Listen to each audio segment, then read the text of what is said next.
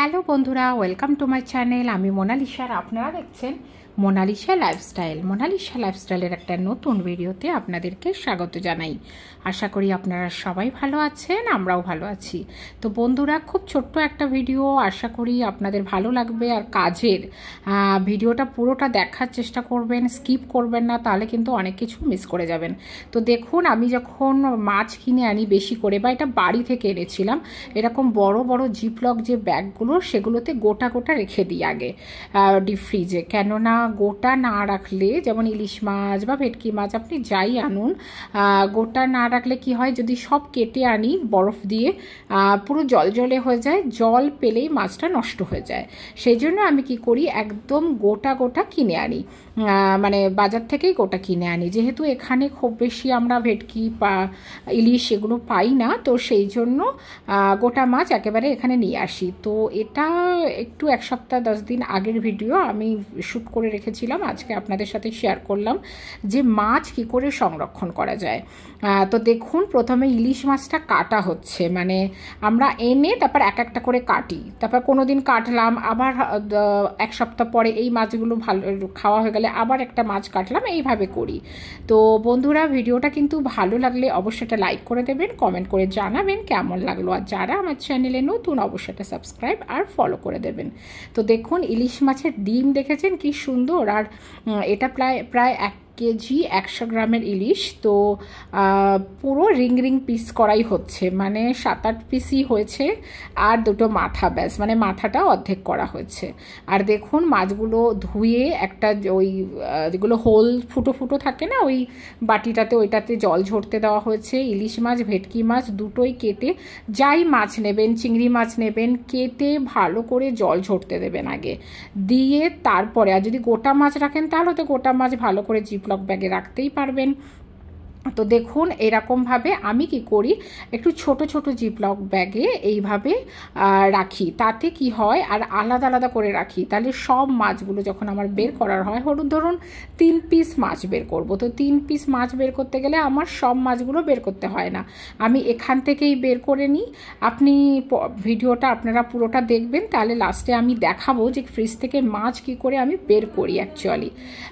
তো দেখুন, এইভাবে অল্প অল্প করে 4-5 পিস করে রেখে দিলাম, যে একটু খেলিয়ে রেখে দিলাম, যেহেতু আমার ফ্রিজটা বড় সেই জন্য। এবার যেহেতু আপনাদের যদি ফ্রিজের জায়গার অভাব হয়, তো এতটা ফেলানোর দরকার নেই। তবে এই জিপলক ব্যাগগুলোতে কি হয় বন্ধুরা, খুব ভালো করে, মানে অনেকটা, মানে মাছ আপনি রাখতে পারবেন এক জায়গাতে, বেশি জায়গা অ্যাকচুয়ালি লাগে না। মানে একটার উপর একটা এরকম জিপলক ব্যাগ দিয়ে ফ্রিজে স্টোর করতে পারবেন, আর খুব সহজে মাছের, মানে জিপলক ব্যাগগুলো বেরিয়েও আসে। তাছাড়া আপনারা এয়ারটাইট কন্টেনার ইউজ করতে পারেন, কিন্তু এয়ারটাইট কন্টেনারে কি হয়, ছোট ছোট অনেক কন্টেনার ঢোকাতে গেলে জায়গা হয় না। আর একটা বড় কন্টেনারে যদি আপনারা ঢোকাতে চান, অনেক, মানে একসঙ্গে অনেকগুলো মাছ ঢুকিয়ে দিতে হয়। তো দেখুন, আমার ফ্রিজে তো, যেহেতু আমার বড় ফ্রিজ, তো আমি এরকমভাবে আলাদা আলাদা করে নিয়ে এইভাবে ফেলিয়ে ফেলিয়ে আমি একটার উপর একটা এরকম জিপলক ব্যাগগুলো দিয়ে দিয়ে এইভাবে আমি ফ্রিজে মাছ সেট করি। তো যেহেতু বাড়ি থেকে নিয়ে এসেছি, প্রচুর মাছ নিয়ে এসেছিলাম, সেই জন্য এইভাবে আমার এখন 2 মাস চলে যাবে। আপনারা 5-6 মাস ধরে এইভাবে রাখতে পারবেন। আর দেখুন, মাংসটা আমি দেখালাম না, কিন্তু মাংসটাও আমি এইভাবে স্টোর করি, আলাদা করে ধুয়ে দেখালাম না, আমি দেখাচ্ছি কিভাবে করি। এতেও আমার কিছু ছোট ছোট আরও কিছু চিংড়ি মাছ আছে, আমি এইগুলো, এটা দেখুন পমফ্রেট মাছ, তো এইগুলো এইরকম অল্প অল্প করে আমি ছোট ছোট জিপলক ব্যাগে স্টোর করি। তাতে কি হয় বন্ধুরা, মানে খুব সহজে ইজিতে আমার যে মাছটা যতটুকু দরকার সেটাই আমি নিই, আর সেটাই আমি ইউজ করি। তাহলে তোমার জলে আর সব মাছ ভেজাতে হয় না, আমার খুব সুবিধা হয়। এবার দেখুন, আমি মাংসটা জাস্ট একটু দেখিয়ে দিই, যে মাংস ধুয়ে জল ঝরিয়ে, দরকার হয় আপনারা গোটা মাংস অর্ধেক করে নিয়েও জল ঝরিয়ে ফ্রিজে রেখে দিতে পারেন, অনেক দিন পর্যন্ত ভালো থাকবে। আর মাছ তো ধরুন আপনি 6 মাসও ওইভাবে খেতে পারবেন। আর দেখুন, এগুলো সলিড চিকেন পিস, সেটা আমি এক জায়গায় করে অল্প অল্প করে রেখেছিলাম, যখন যেটা দরকার দরকার তখন সেটা নিয়ে নেব করে। এই রকম ধরনের কন্টেনার, এয়ারটাইট কন্টেনার নিতে পারেন, যেগুলো মিষ্টির দোকান থেকে আমরা পাই, খুব ইজি পাওয়া যায়, ইজিলি এগুলো অ্যাভেলেবেল।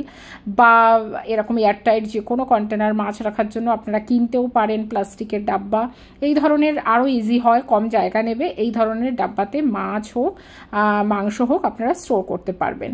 আর দেখুন আমি এইটা কালকে ফ্রিজে রেখেছিলাম অলরেডি, আমি আপনাদের দেখাচ্ছি যে মানে যে কিভাবে আমি বের করি। ধরুন এইটা তো মাথাটা রেখে দেখিয়েছিলাম ইলিশ মাছটা, এবার দেখুন যখন মাছটা বের করছি এরকমভাবে নিয়ে, যেহেতু আমি ফাঁকা ফাঁকা করে রেখেছি, আলাদা আলাদা করে আমি নিয়ে নিই যতটুকু দরকার হয়, না হলে এবার ফ্রিজে কিন্তু আমি রেখে দিই।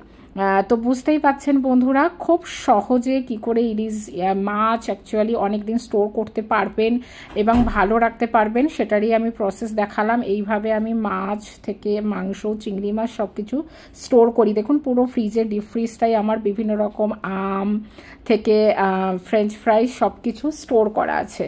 তো চলুন, ভিডিওটা যদি ভালো লেগে থাকে অবশ্যই এটা লাইক করে দেবেন আর কমেন্ট করে জানাবেন কেমন লাগলো। আর যারা আমার চ্যানেলে নতুন অবশ্যই এটা সাবস্ক্রাইব আর ফলো করে দেবেন। আজকের মতো টাটা, বাই বাই, নেক্সট ভিডিওতে আবার দেখা হবে।